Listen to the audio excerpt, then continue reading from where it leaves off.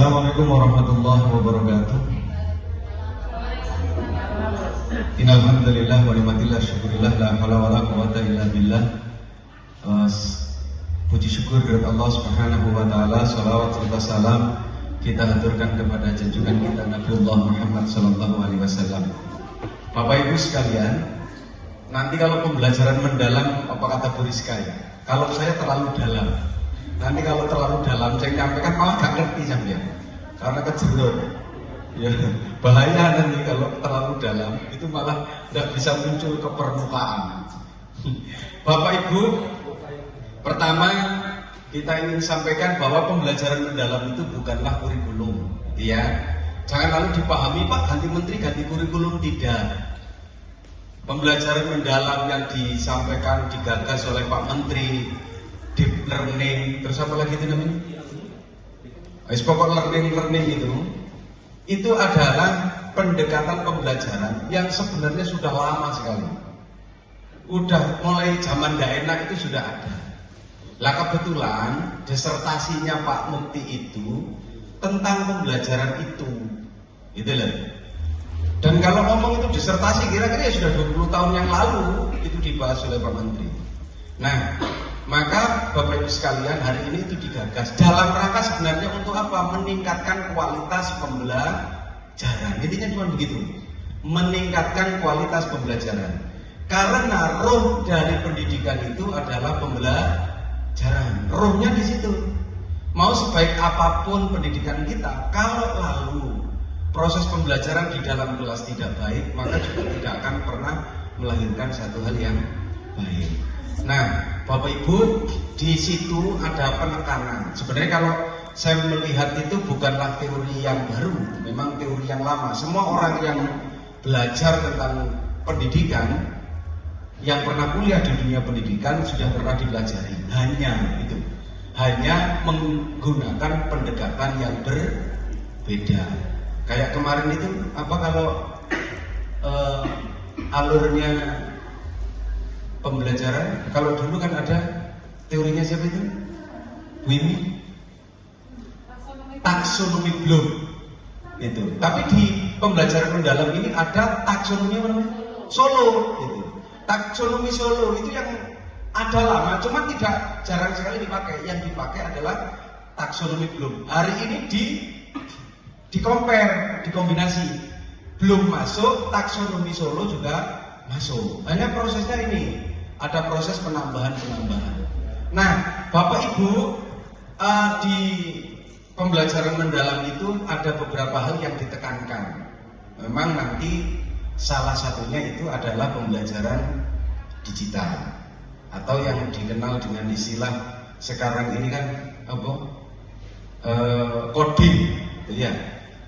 Coding itu nanti dimasukkan. Tetapi Bapak Ibu sebenarnya kalau saya melihat coding itu bukan bayangan kita adalah membuat, karena anak-anak ternyata di usia SMP tidak memahami pelajaran di SD. Maka karena tidak paham dan itu putus, maka di jenjang berikutnya itu tidak bisa menerima pembelajaran dengan baik. Kasusnya kan sebenarnya seperti ini. Itu yang pertama. Lalu yang kedua, Bapak Ibu, kemarin bagian dari pembelajaran mendalam itu kita akan minta Pak Muji, Bapak Ibu untuk bagaimana cara membuat soal. Nah, soal itu Bapak Ibu nanti kami berharap Bapak Ibu yang ujian menggunakan soalnya itu adalah dalam bentuk nalaritas atau dalam istilahnya apa gitu? Yang paling ini penalaran atau kalau kemarin apa? Numerasi, literasi dan numerasi gitu kan. Kenapa literasi dan numerasi? Itu mencegah satu. Yang pertama adalah membuat anak itu supaya nalar. Yang kedua, tidak bisa jawaban itu dicari di ChatGPT atau menggunakan AI. Itu kan? Karena kasus kemarin, mohon maaf, jangankan soal kita yang Bapak Ibu bikin, misalkan pakai soal itu tidak literasi ya, pokoknya 1 tambah 1 sama dengan berapa? Itu kan kalau lalu dimasukkan di ChatGPT jawabannya langsung ketemu, gitu kan? Jangankan itu, kemarin UNBK kasusnya ternyata kan gitu, anak-anak. Anak-anak itu kemarin kata syariat lebih pintar daripada gurunya. Soalnya itu Pak, yang soal-soal eksak itu difoto, dileponin ChatGPT, jawabannya ketemu. Guru nih, cek itu, guru kali, anak-anak soal. Padahal ya, UNBK itu katanya dibuat biar tidak bisa ini berdasarkan literat. Ternyata faktanya tidak begitu. Lalu kan jadi guru ini kan harus hari ini berubah, harus berubah kan? Ya, kalau enggak bisa. Contoh, hari ini guru kalau enggak paham tentang perkembangan teknologi itu, bikin soal PR kan saya enaknya. PR itu, kenapa lalu sekolah itu hari ini tidak perlu PR, Pak? Sebenarnya pertanyaannya bukan biar anak di rumah menyibukkan anak, memberikan kesibukan anak di rumah, bukan begitu. Kenapa PR lalu dilarang? Enggak. Karena ternyata PR itu hari ini hampir nyaris tidak berfungsi. Karena kalau sudah di rumah, kalau dikasih PR, anak-anak kerjakannya pasti benar. Meski benar. Kenapa?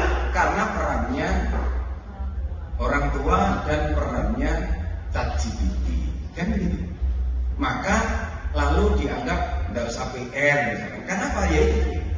Nah, lalu berikutnya Bapak Ibu ujian, ya.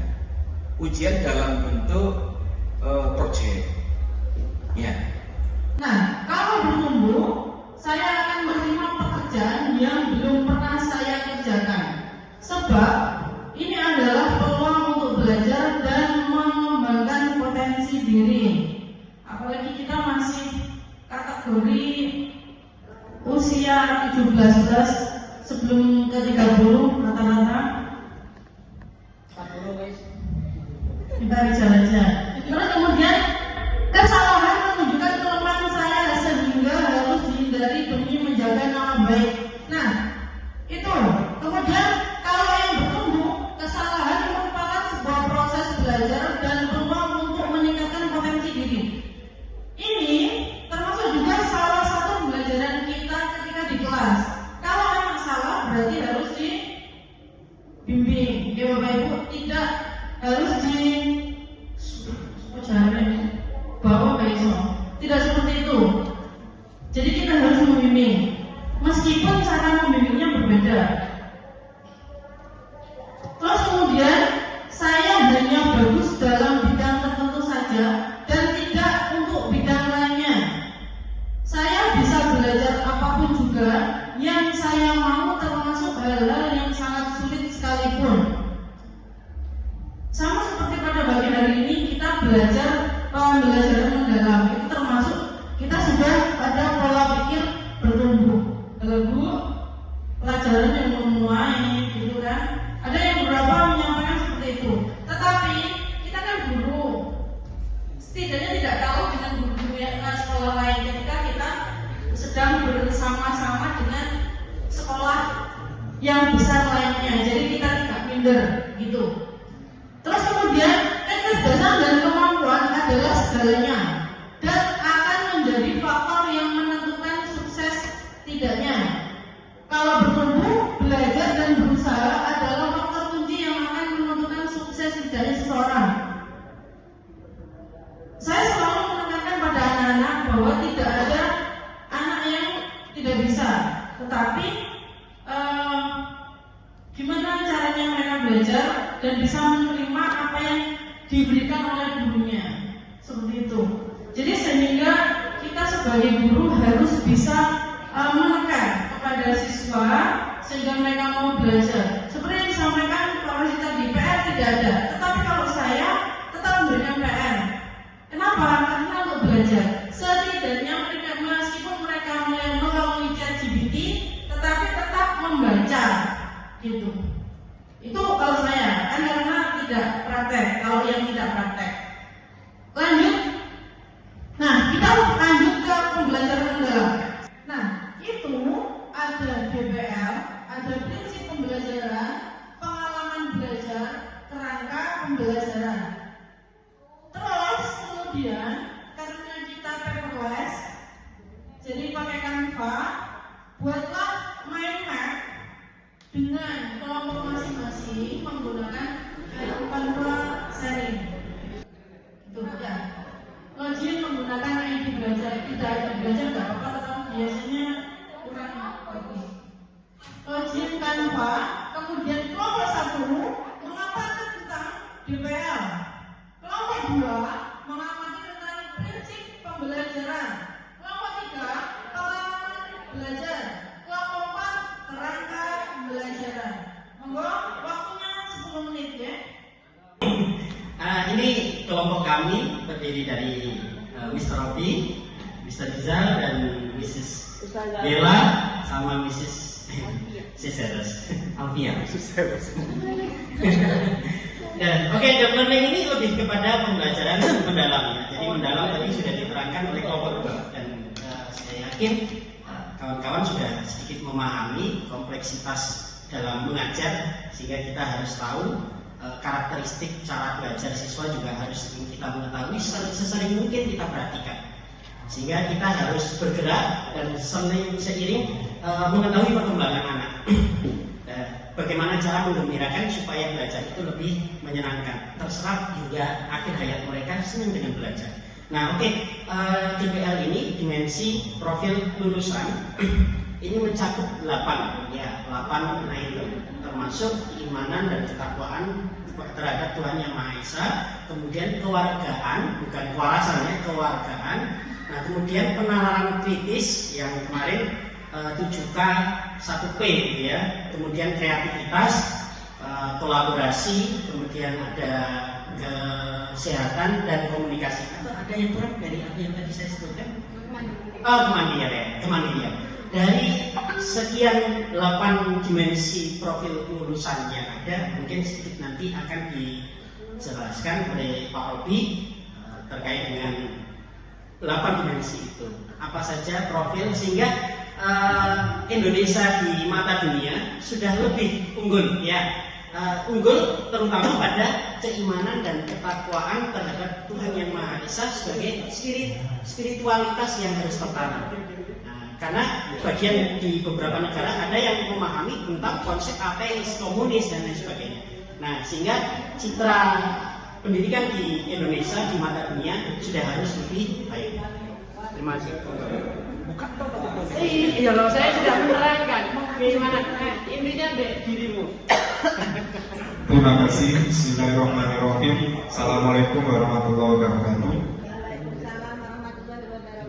Terima kasih kepada Abah Rizal sudah membuka dengan tausiahnya. Sedangkan yang dioper adalah punyanya temannya. Harusnya kan ini tadi jadwalnya dibagi dua-dua, tapi kok malah dilempar ke satu orang. Kan dua yang presentasi. Ya. Gini kalau musuh dosen ini yang seperti ini. Oke, dalam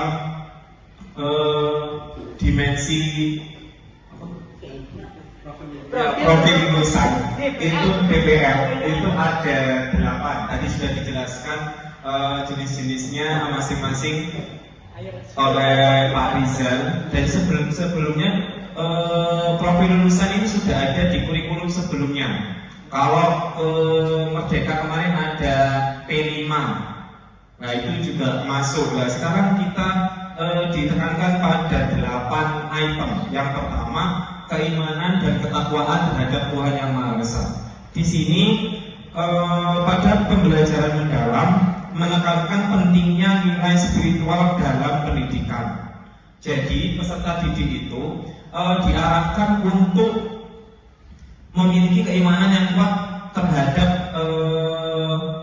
Tuhan Yang Maha Esa, terutama dalam hal kehidupan sehari-hari. Jadi itu dibuktikan. Jadi kita tidak mengambil lebih banyak atau lebih luas. Kita contohnya di sekolah kita sendiri ditekankan yaitu adanya sholat duha secara pagi, tiap pagi, setiap pagi.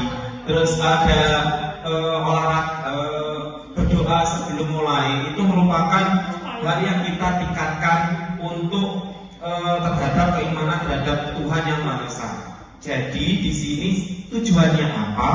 Supaya siswa memiliki keyakinan teguh keberadaan Tuhan serta menghayati nilai-nilai spiritual. Itu. Untuk yang kedua yaitu kewargaan. Kewargaan apa kekeluargaan, bukan kewarasan ya, tadi Pak Rijal bilangnya kewarasan, tapi ini keluargaan. Jadi melalui pembelajaran mendalam, siswa diajarkan untuk menjadi warga negara yang peduli, bertanggung jawab, aktif, berkontribusi terhadap lingkungan sekitar. Jadi siswa atau siswa itu tidak bersifat apatis atau acuh tak acuh terhadap lingkungan sekitar. Karena apa? Mengingat Gen Z sekarang itu lebih bersifat acuh terhadap lingkungan sekitar. Jadi ini perlu adanya profil lulusan ini supaya siswa itu memiliki rasa cinta tanah air yang tinggi, menaati peraturan norma sosial di lingkungan sekitar, dan bisa bermasyarakat terutama dalam hal menyelesaikan masalah di lingkungan masyarakat sekitarnya. Untuk berikutnya yaitu penalaran kritis. Penalaran kritis. Ini individu mampu berpikir secara logis, analis, reflektif dalam memahami, mengevaluasi, serta memproses informasi untuk menyelesaikan masalah. Ini juga rata-rata anak-anak sekarang ini untuk berpikir kritis atau penalaran kritis itu lebih rendah daripada anak-anak zaman dahulu. Jadi anak-anak sekarang itu masalahnya adalah ketika diberikan masalah, mereka hanya fokus terhadap masalah tersebut, mendapatkan jawaban sudah cukup. Tapi tidak ada bagaimana mereka untuk berproses memunculkan solusi untuk mengatasi masalah tersebut. Jadi maka dari itu individu harus kita terutama sebagai dewan guru bisa menumbuhkan sifat siswa, yaitu untuk berpikir secara logis, analitis dan reflektif. Ya, untuk terutama dalam mengevaluasi masalah di lingkungan sekitar atau masalah yang mereka hadapi. Berikutnya adalah kreativitas. Kreativitas itu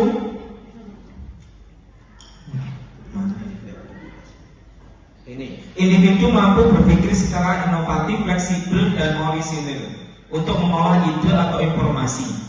Jadi ini juga siswa dituntut untuk lebih kreatif dalam menghadapi tantangan, terutama tantangan dunia pendidikan atau tantangan hidup yang akan mereka hadapi. Karena mengingat apa, mereka nanti akan terjun ke dunia yang sesungguhnya, yang mereka harus lebih bersifat kreatif untuk menyelesaikan suatu masalah. Nah, di contohnya kita ada RTP belajar yang mulai dari pelaksanaan, terus apa lagi itu, yang kedua prosesnya, refleksi, kolaborasi, dan terakhir refleksi. Nah, contohnya gini, kalau misalkan kita kolaborasi sama guru misalkan. Jadi misalkan di sini saya akan menyampaikan tentang materi tentang teknik atau bahasa Inggris. Jadi kalau misalkan kita kolaborasi atau yang dimaksud dengan apa itu kelompok, misalkan contoh gini, saya itu bisa berkolaborasi dengan Bapak Robi. Jadi kan kalau teknik itu ada bahasa Inggrisnya.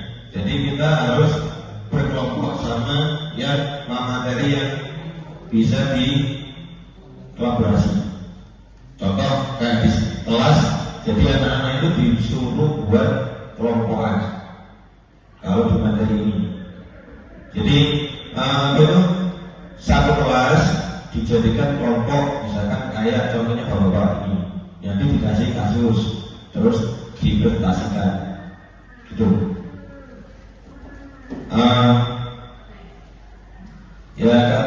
Ya Bu. Nah, ini dibagi menjadi 4. Bisa saya dibaca sendiri, dibaca sendiri. Nanti pengertian itu apa? Karena kita apa itu terkendala waktu ya. Nah, ini contohnya. Nah, situ ada kasus 1 atau kasus apa itu? Tugas. Ini kasusnya, contohnya aja. Kalau misal saya suruh baca yang suwi, itu aja. Yes. Nanti saya share di grup guru. Nanti ada tugas, silakan itu dipilih. Ada berapa ya? Ada 3 kasus. Ada 3 kasus Bapak Ibu. Jadi kelompok 1 kasus 1 sampai kelompok 3, kemudian kelompok 4 sama kelompok 1 sama, gitu ya. Artinya penerapan inquiry kolaboratif itu sebenarnya sudah kita lakukan seperti yang waktu ujian. Jadi waktu ujian itu Pak Robi, Bu Indah, Pak Galo, dan dengan jurusan yang lain itu sudah melaksanakan yang namanya inquiry kolaboratif. Cuma desainnya yang kita belum tahu. Jadi desainnya seperti ini. Jadi sama-sama memahami sehingga di situ ada beberapa kasus jenengan selidiki, kemudian dimasukkan jadi tabel seperti ini. Ya, tahap 1 ada tahapnya akses, deskripsinya ngapain, peran guru ngapain, outputnya apa. Kemudian didesain, perencanaannya juga diisi sesuai dengan pemahaman Bapak Ibu guru. Kemudian ada 4 tahap ya, implementasi sama measurement, refer, dan change. Ini 1, 2, sudah ada di mana? Di-share di grup SMK. Sudah di-share di grup SMK oleh Ibu Lisa. Dengan download sesuai dengan kelompoknya, nomor kasusnya. Kelompok 4 pada kasus nomor 1. Terima kasih. Silakan dikerjakan. Kalau bisa kerjakannya menggunakan apa jenisnya? Spreadsheet. Google Spreadsheet. Yang Word. Google Doc. Menggunakan Google Doc sharing supaya mengerjakan masing-masing dibagi. Itu kan ada 4, berarti dibagi satu-satu. Gitu. Jadi bagaimana membuat siswa itu tidak langsung menjawab atau hanya memahami saja, tapi berpikir. Jadi kritis seperti itu. Nah itu assessment yang dilakukan pada pembelajaran mendalam seperti itu. Dari sini Bapak Ibu ada yang menanggapi? Kalau menurut saya yang lebih baik yang pertama tadi. Yang pertama, kenapa? Ya, karena di situ siswa dituntut untuk lebih berpikir atau lebih menunjukkan kemampuannya dalam menjawab soal yang ada. Sedangkan yang di nomor 2 itu kita membaca dari materi saja sudah bisa menjawab seperti itu. Terima kasih. Nah, karena saya sebenarnya juga kadang-kadang yang membuat soalnya juga langsung ya, tapi dari sini kita bisa belajar bahwa membuat asesmen itu harus sesuai dengan pembelajaran mendalam, yaitu tadi sebenarnya sudah diterangkan ada bermakna, kemudian berkesadaran, kemudian menggembirakan. Nah selanjutnya Bapak Ibu saya minta untuk berdiskusi di dalam kelompok. Bapak Ibu membuat peta konsep lagi seperti yang tadi di Canva. Nah apa peta konsepnya? Mencari perbedaan antara asesmen formatif dan asesmen sumatif di dalam pembelajaran mendalam. Karena berbeda. Nah apa yang dicari? Definisinya, tujuan, jenis, dan teknik. Itu dibuat di data konsep. Nah kemudian tujuannya juga berbeda. Kalau asesmen e-learning, asesmen ini digunakan untuk refleksi pembelajaran. Tekniknya menggunakan apa untuk refleksi diri dalam situasi pembelajaran? Bisa menggunakan jurnal reflektif, self assessment ini menilai diri sendiri, kemudian peer assessment menilai temannya, menilai teman sama teman, itu namanya peer assessment. Kemudian teknis kemajuan belajar dan lainnya. Ini yang digunakan untuk assessment as learning. Kemudian untuk assessment for learning ini digunakan untuk perbaikan proses pembelajaran tujuannya. Kemudian tekniknya bisa menggunakan peta konsep, bisa menggunakan umpan balik formatif, observasi, seperti itu. Nah, itu digunakan untuk menilai assessment for learning. Kemudian untuk penilaian sumatif. Nah, penilaian sumatif jenisnya namanya assessment of learning. Tujuannya mengukur capaian pembelajaran murid pada akhir pembelajaran. Kalau formatif pada saat proses, kalau sumatif pada akhir pembelajaran, seperti itu. Kemudian tekniknya bisa menggunakan tes lisan, tes tulis, proyek, portofolio. Nah, itu laporan. Nah, itu bisa digunakan untuk tes asesmen penilaian sumatif dari pembelajaran. Seperti itu. Ada pertanyaan dari Bapak Ibu terkait asesmen. Nah, nanti untuk bisa lebih jelasnya, Bapak Ibu saya minta nanti membuat tujuan akhirnya adalah membuat perencanaan pembelajaran, di mana perencanaan pembelajaran itu pasti ada asesmen. Nah, dari data ini nanti dipraktikumkan pada saat Bapak Ibu membuat perencanaan pembelajaran. Jadi misalkan, contohnya, saya sebagai guru mata pelajaran IPAS, misalkan, kemudian saya punya tujuan pembelajaran, di mana misalkan mengidentifikasi ciri-ciri makhluk hidup. Nah, mengidentifikasi ciri-ciri makhluk hidup, asesmen yang saya gunakan formatif sama sumatif. Nah, asesmen formatifnya kemudian saya menggunakan jurnal reflektif atau menilai diri sendiri, self assessment. Saya bagaimana, keadaan saya sekarang hari ini bagaimana. Nah, itu sebagai assessment as learning. Kemudian untuk mengukur assessment for learning, saya menggunakan lembar observasi. Misalkan ketika siswa melakukan praktikum, saya menggunakan lembar observasi. Itu sebagai assessment for learning. Kemudian sumatifnya saya menggunakan tes lisan, misalkan di akhir pembelajaran, atau menggunakan kamus bisa seperti itu. Nah, dari sini Bapak Ibu yang ditanyakan. Sebenarnya juga sama dengan kemarin, modul belajar kemarin ada persis seperti ini. Jadi di pembelajaran mungkin yang sudah di-share, kita share itu semuanya ada. Jadi ada urutan learning atau semuanya. Kalau memang memakai, kalian di situ juga ada job disk, apa itu namanya? Ada lembar penilaiannya juga. Itu harus kan sesuai dengan sama. Sebenarnya sama dari tahun ke tahun. Sebenarnya kalau ada itu sama, harus ada apa itu? Ini kan aspek kognitif, psikomotor, sama afektif ya. Cuma kalau sekarang kan dibedakan formatif sama sumatif itu pada proses pembelajaran sama pada akhir pembelajaran. Nah, itu kan sebenarnya. Nah, tekniknya saja yang dibedakan. Tuh kalau mengukur proses umpan balik menggunakan for learning. Kalau untuk hanya refleksi berarti pakai yang as learning seperti itu. Nah, sumatif tetap ya sebagai di akhir pembelajaran. Sebenarnya itu. Nah, di dalamnya kan pasti nanti ada rubriknya. Misalkan pakai presentasi kan nanti pasti ada rubriknya menilainya itu. Seperti itu.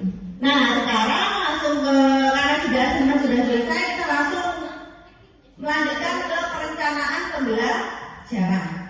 Nah, tetapi kalau taksonomi Solo digunakan untuk memahami kualitas siswa, memahami kualitas atau pemahaman siswa. Misalkan ada soal kalau berat soal kan rancangannya pasti ada taksonomi Bloom. Kalau C1 atau memahami jelaskan, kan gitu ya. Nah, untuk taksonomi Solo ini digunakan di mana? Jawabannya siswa.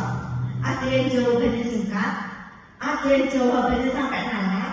Nah, itu yang digunakan untuk memahami kualitas pemahaman siswa. Seperti itu kan ada siswa yang hanya jawab ya sudah singkat. Ada yang banyak. Nah itu. Jadi dari ini urutannya kalau taksonomi Solo ada prastruktural, unistruktural, multistruktural, relasional, sama berpikir abstrak yang mendalam. Sebenarnya tadi saya di dalam asesmen itu kan harus menunjukkan di dalam pengalaman pembelajaran. Kalau pembelajaran mendalam sekarang kegiatan pembelajaran diganti dengan pengalaman belajar, gitu ya.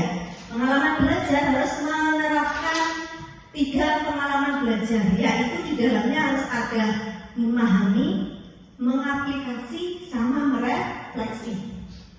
Jadi ketika kita mengajar harus ada 3 itu. Kita harus bisa membuat siswa memahami, kita harus bisa membuat siswa mengaplikasi, dan kita harus bisa membuat siswa itu merefleksikan pembelajaran yang telah dipelajari. Jadi ketika kita melakukan pembelajaran harus ada 3 itu, seperti itu. Nah di taksonomi Solo ini sebenarnya berguna taksonomi Bloom sama taksonomi Solo. Kalau kita dulu di taksonomi Bloom kan hanya untuk membaca soal, ini C1, T2. Tapi jawabannya kan kita tidak pernah memikirkan ini anak ini sudah ngerti, paham apa enggak. Pokoknya jawabannya singkat, benar ya sudah. Gitu.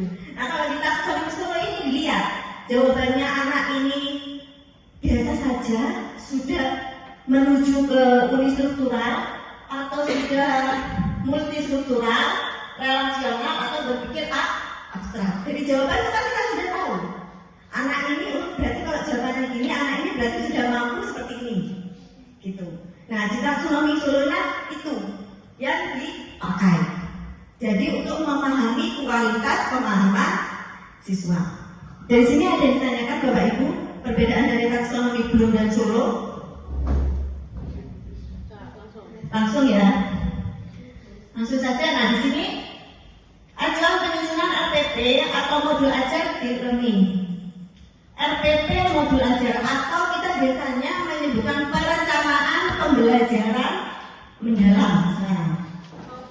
Jadi beda lagi, perencanaan pembelajaran PPM. 4 komponen yang harus ada di dalam perencanaan pembelajaran mendalam. Yang pertama ada identifikasi. Yang kedua desain pembelajaran. Yang ketiga pengalaman belajar. Dan yang keempat adalah asesmen pembelajaran. Yang pertama diidentifikasi. Harus ada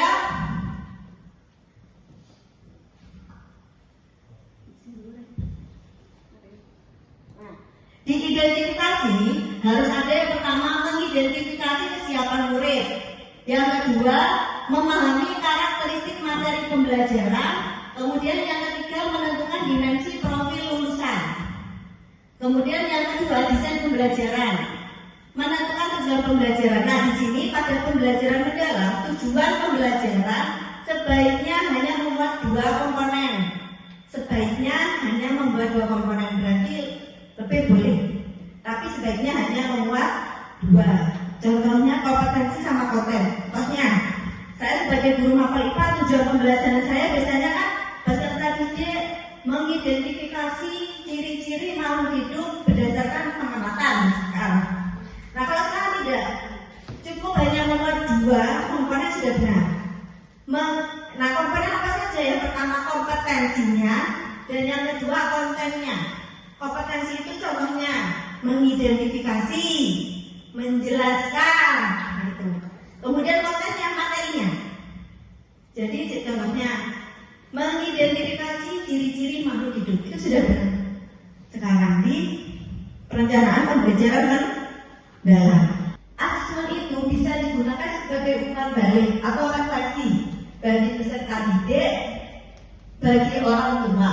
Untuk apa? Meningkatkan proses pembelajaran. Misalkan, setelah mendapatkan asesmen ternyata hasilnya seperti itu, seperti ini, gitu. Berarti kurang atau baik, itu kan sebagai umpan balik. Nah, bisa umpan balik bagi didik, peserta didik dan orang tua. Kemudian yang ketiga adalah objektif, di mana objektif ini penilaian yang didasarkan pada informasi faktual atas pencapaian, pengembangan,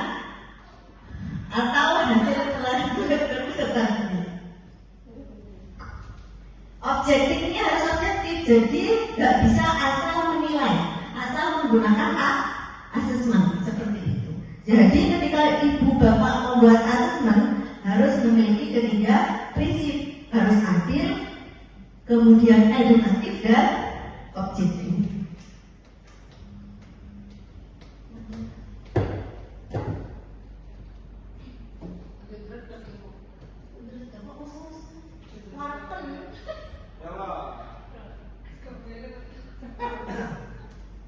Nah, di sini ada sebuah. Nah, di sini sebelum saya mengenalkan lebih lanjut tentang asesmen, sudah. Di sini coba saya minta Ibu Citra untuk membaca yang di depan. Pak Dhani selanjutnya meminta siswa mengerjakan lembar kerja siswa atau LKS yang di dalamnya berupa soal-soal sederhana yang menguji pemahaman dasar seperti sebutkan pengertian dari titik-titik, tuliskan contoh dari titik-titik. Setelah semua soal dikerjakan, Pak Dhani meminta siswa bertukar LKS untuk saling memeriksa jawaban. Ketika ujian semester tiba, Pak Dhani menyusun soal ujian dengan mengambil soal-soal yang sebelumnya sudah pernah dikerjakan siswa di LKS. Nah, terima kasih. Nah, di sini ada suatu kasus atau masalah yang dimana Pak Doni sebagai seorang guru, sebenarnya ini saya juga pernah melakukan ya. Sebenarnya saya sudah pernah melakukan kepada anak-anak, sudah melakukan asesmen, tapi dari sini kan kita semuanya belajar. Nah, dari cerita ini, bagaimana pendapat Bapak Ibu terhadap teknik asesmen yang dilakukan oleh Pak Dhani? Apakah teknik tersebut sudah relevan dengan pembelajaran mendalam? Mohon Pak Kavi untuk menjawab. Ya. Kalau menurut saya ya masih masuk juga, karena di situ dari pertama dari si siswa sendiri itu benar-benar menyimak apa yang disampaikan dari si Pak Doni ini, lalu istilahnya dari si rangkuman itu juga menjadi telaah kembali bagi siswa yang mana dia menangkap atau tidaknya dari apa yang disampaikan Pak Doni. Terima kasih. Apakah ada tambahan lagi? Ya, boleh diceritakan. Menurut saya sama seperti Pak Kavi, karena sama seperti yang ada di tujuan pengalaman belajar. Jadi pertama itu siswa memahami dan guru menjelaskan apa materi yang mau dijelaskan. Kemudian yang kedua, Pak Dhani meminta anak itu merangkum karena itu sudah bagian dari pembentukan karakter yang baik dan positif. Kemudian selanjutnya yang terakhir, Pak Dhani memberikan soal dan memberikan contoh, itu juga termasuk dari pembentukan karakter apa tadi lagi? Nah, itu yang terakhir intinya hasil dari apa yang sudah dibahas dari depan. Jadi pengaplikasian dan inti dari pembelajaran tersebut. Nah, di sini kan ada Pak Doni sebagai guru, di mana pembelajarannya beliau ini menerangkan dan siswa merangkum.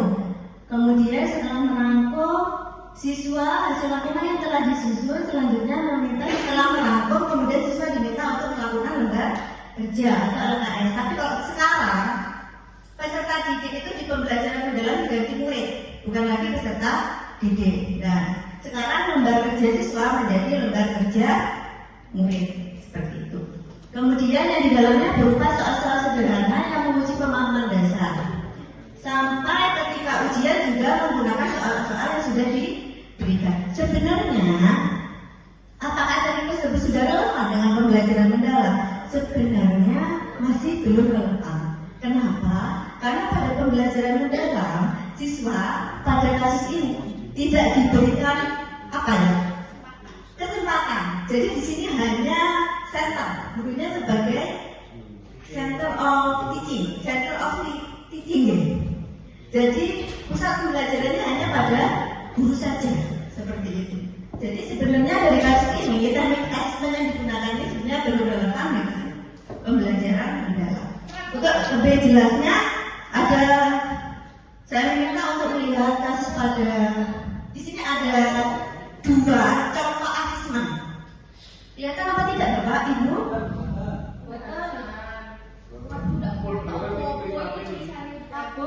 Fisika ini kompor surya. Nah, di sini ada 2 asesmen.